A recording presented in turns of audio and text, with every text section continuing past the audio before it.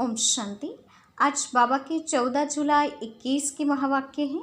मुरली का टाइटल है मीठे बच्चे, सारी दुनिया को शांति देना एक बाप का ही काम है, इसीलिए कहते हैं हे शांति देवा। तो प्राइज भी बाप को मिलने चाहिए। प्रश्न है, कौन से बच्चे बाप को पूरा पूरा फॉलो कर सकते हैं?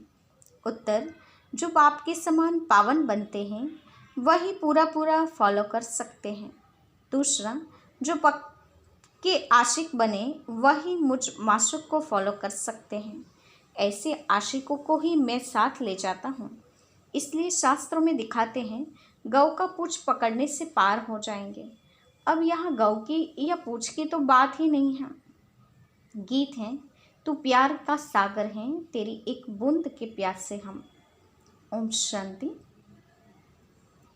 बाप दादा दोनों है ना। अब यह तो बच्चे जानते हैं कि आत्माओं का बाप शिव बाबा है। यह भी तुम जानते हो कि मैं पतित पावन हूँ, मैं निराकार हूँ।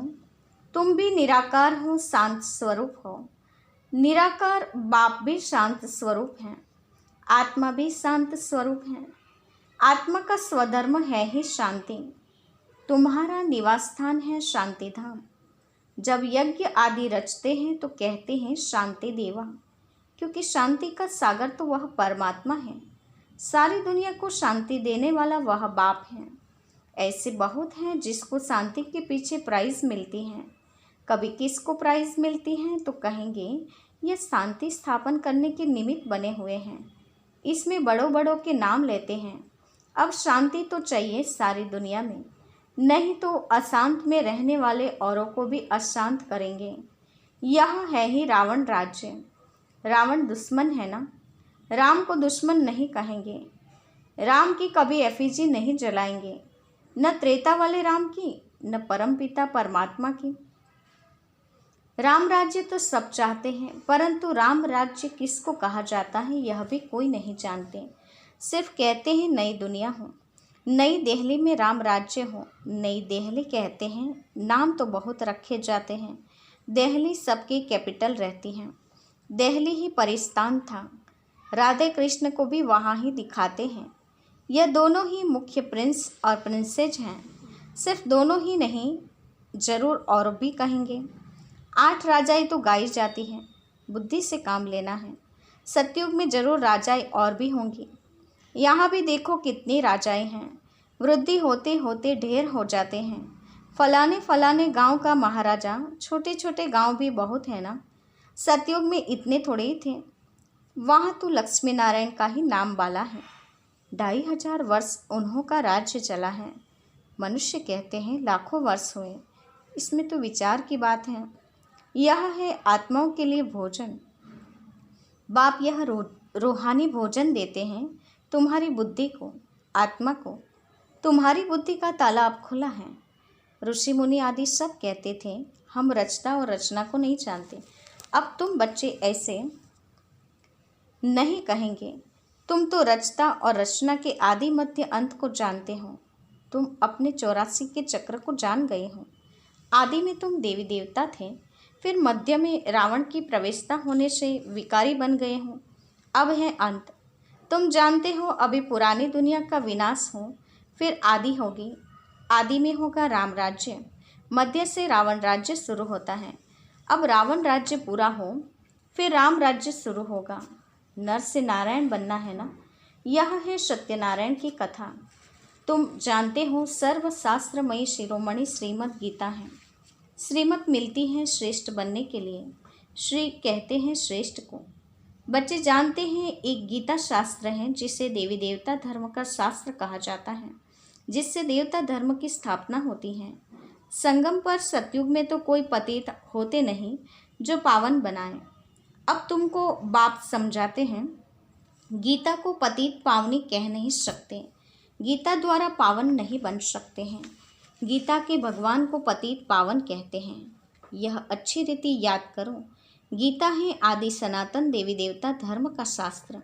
गीता के समय ही महाभारी महाभारत लड़ाई भी लगी थी, जिससे अनेक धर्म विनाश हुए और एक धर्म की स्थापना हुई।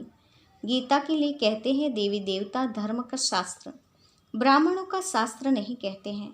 ब्राह्मणों का नाम गीता में है नहीं।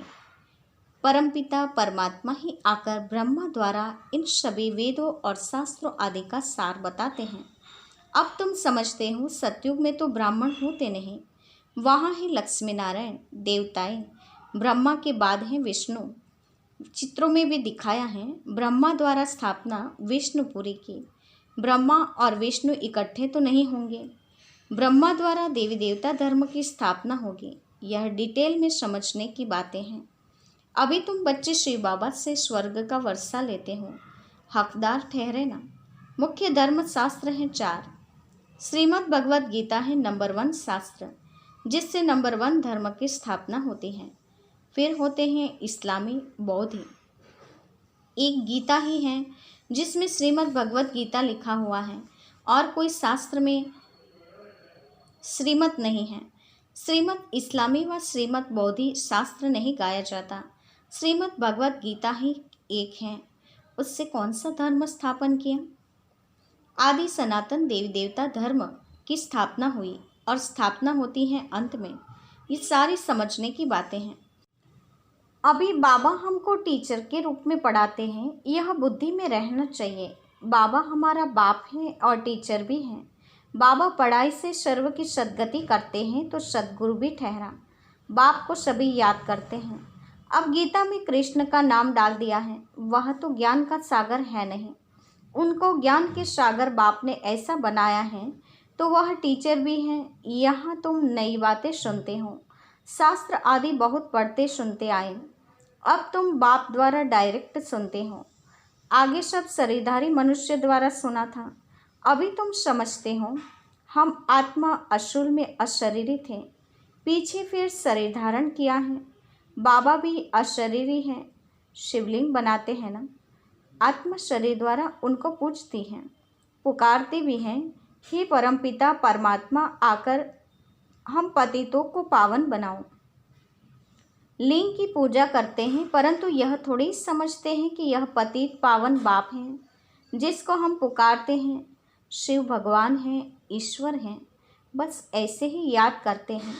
उनको बाबा कहीं तो बुद्धि में आए कि बाबा से वर्षा मिलना चाहिए। हमको वर्षा मिला है तब हम पूजते हैं। भारतवासियों को वर्षा मिला जरूर है, कब मिला यह भूल गए हैं। अब तुम बच्चे समझते हो। बच्चे कहते हैं हम बाबा के पास आए हैं। शिव बाबा ब्रह्मा तन में आकर समझाते हैं। त्रिमूर्ति का नाम बाला है, त्रिमूर्ति मार्ग नाम भी रखा है। बाप की महिमा बहुत है, गीत में भी सुना प्यार का सागर है, सर्व का सद्गति दाता है, सर्व को सुख शांति देने वाला है, सर्व का दुख हरता सुख करता है। बहुत प्यारा है ना, उनसे प्यारी चीज़ और कोई होती नहीं। जो बाप स्वर्ग का मालिक बनाए वह जरूर प्यारा होगा ना, वह है बेहद का बाप। कहते हैं बच्चों मेरे से स्वर्ग का बादशाही मिलती है ना।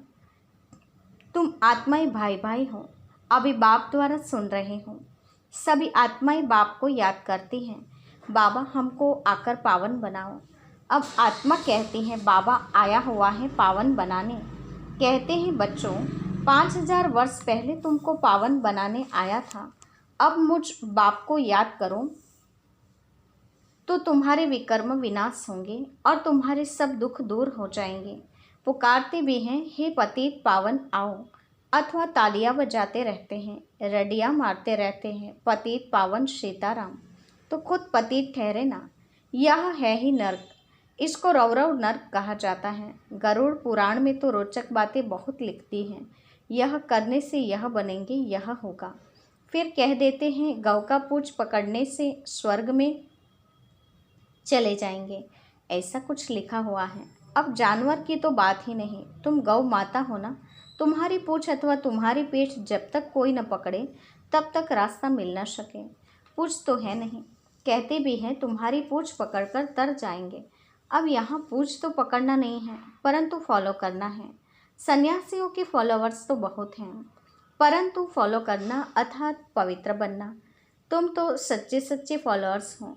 शिव बाबा कहते हैं मैं आया हूँ तुम सबको वापस ले जाने। तुम मुझे याद करो तो तुम्हारे पाप भस्म हो जाएंगे।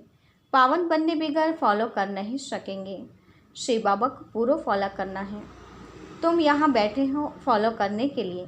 भक्ति मार्ग में भी मुझे याद करते आए हो। तुम जानते हो आत्माएं आशिक हैं, परमात्मा माशूक हैं। आत्माएं उनको याद करती हैं और वह आए हैं लेने के लिए। कहते हैं मुझे फॉलो करो तो तुम्हारे को साथ ले जाऊंगा। कैसे फॉलो करो वह भी समझाते हैं।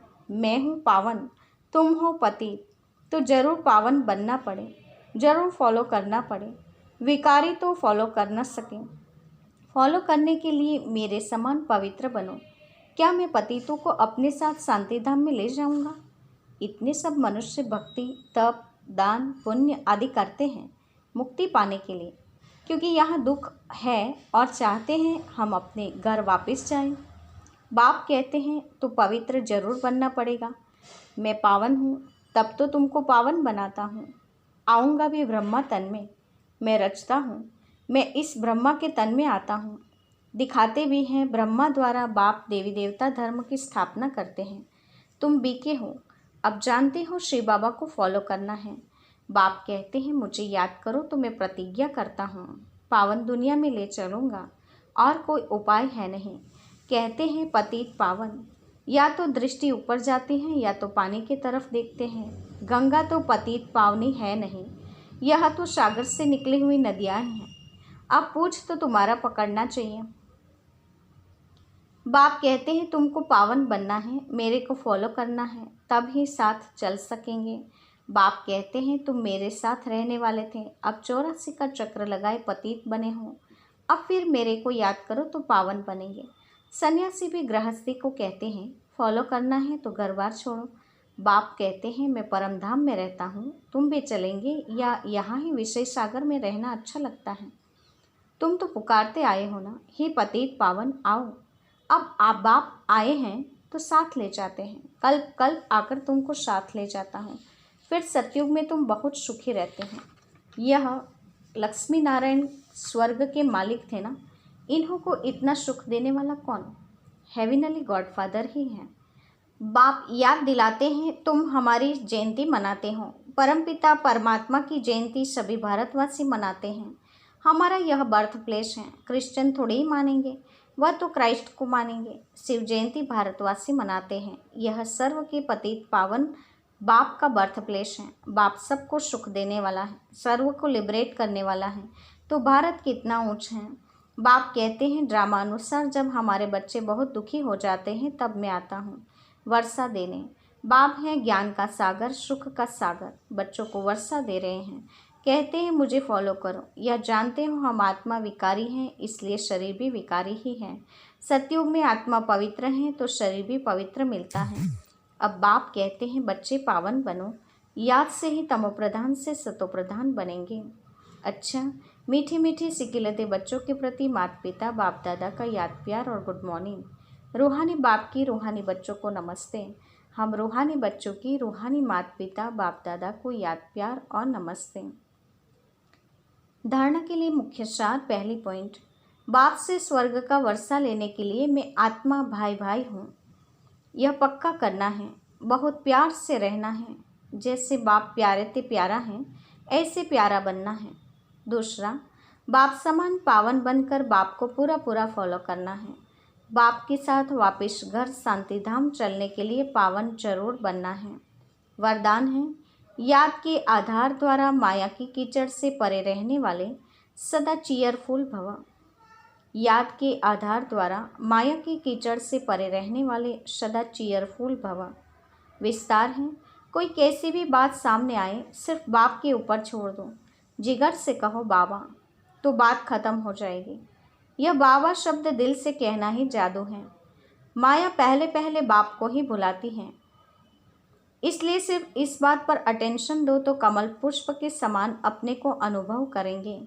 याद के आधार पर माया की समस्याओं की कीचड़ से सदा परे रहेंगे, कभी किसी भी बात में हलचल में नहीं आएंगे।